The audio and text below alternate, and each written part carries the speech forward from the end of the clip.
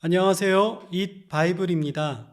오늘 우리 함께 나눌 주님 말씀 누가복음 13장 1절에서 9절까지의 말씀입니다.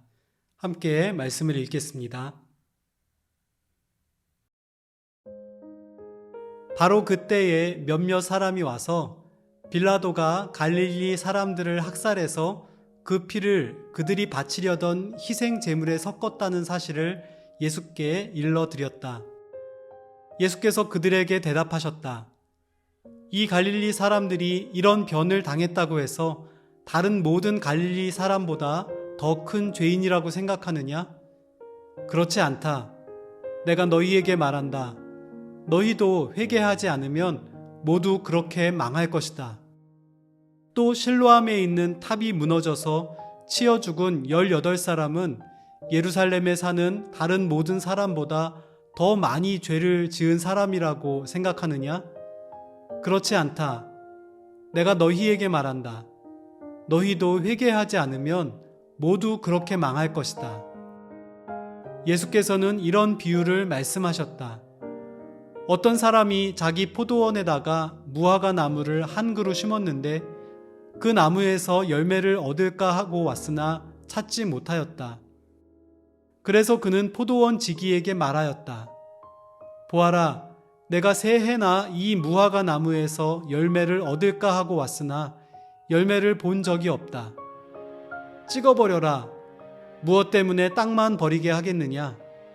그러자 포도원 지기가 그에게 말하였다. 주인님, 올해만 그냥 두십시오. 그동안에 내가 그 둘레를 파고 거름을 주겠습니다. 그렇게 하면 다음 철에 열매를 맺을지도 모릅니다.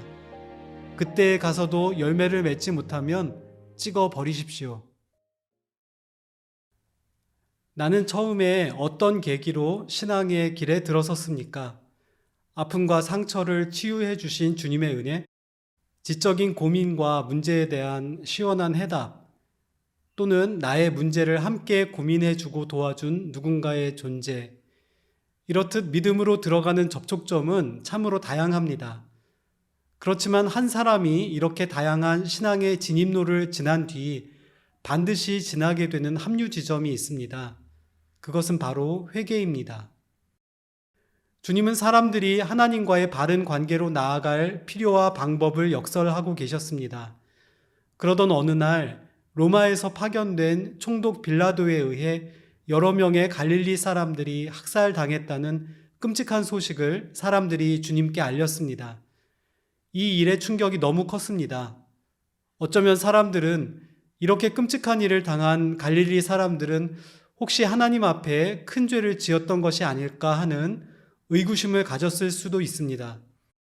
이런 억측은 호기심으로 또 근거 없는 확신으로 꼬리에 꼬리를 물고 이어져 희생자를 뜬금없이 심각한 죄인으로 만들기 쉽습니다. 그러나 주님은 우리가 누군가의 죄를 가십거리 삼아 이야기할 일이 아니라고 하십니다. 오히려 겉보기에 별 문제 없어 보이는 나 자신을 하나님 앞에 진지하게 돌아보고 회개하는 계기로 삼아야 한다고 말씀하십니다. 그렇지 않으면 우리 모두가 망할 것이라고까지 말씀하십니다. 이것은 우리가 밤낮 하나님께 벌 받을 거라는 공포에 사로잡혀 자책하며 살라는 뜻이 아닙니다. 그 무엇보다 분명한 것은 하나님은 우리를 정말 사랑하시고 우리를 온전히 회복시키기 원하신다는 사실입니다. 그렇다면 여기서 주님이 말씀하시는 회개는 무엇이겠습니까? 어두움이나 거짓이 없으신 하나님, 불의와 위선이 없으신 그분 앞에 자신을 정직하게 노출하는 것입니다. 다른 누군가와 비교하지 않고 어떤 핑계도 대지 않고 가장 진실하신 하나님의 말씀과 그분의 마음 앞에 머무는 것입니다. 어색할 수도 부끄럽거나 두려울 수도 있습니다. 그렇지만 그 모습조차도 용납하며 새롭게 해주시는 주님을 신뢰하고 우리의 죄를 씻으신 십자가의 예수님을 의지하여 하나님께 나아가야 합니다. 거기에서 하나님은 우리의 삶에 새로운 일을 시작하십니다. 6절에서 시작되는 두 번째 단락은 회개를 통해 변화되고 열매 맺는 삶으로 나아오라고 촉구하시는 것처럼 들립니다. 여러 해 동안 기다리며 가꾸고 거름을 주지만 열매를 내지 않는 나무는 서둘러 제거해버리고 새 나무로 바꿔 심는 것이 상식입니다. 그러나 주님은 여전히 회개의 열매를 맺지 않고 있는 사람들을 위해 어렵게 유예 기간을 확보하고 계십니다. 바로 지금이 얼마 남지 않은 기회의 때 회개할 수 있는 시기입니다.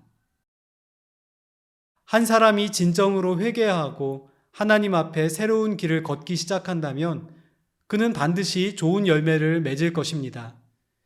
이것은 신앙의 연수가 길다거나 교회에서 특별한 직분을 가지고 있다거나 또는 많은 봉사와 신앙 활동을 한 것과는 전혀 상관없는 일입니다.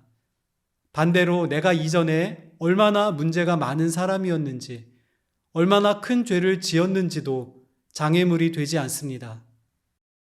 거룩한 하나님 앞에 나의 죄와 허물을 직시하고 그것을 부끄러워하고 두려워하며 하나님의 은혜를 구할 때 하나님은 우리를 씻어주시고 품어주시고 새롭게 빚어주실 것입니다.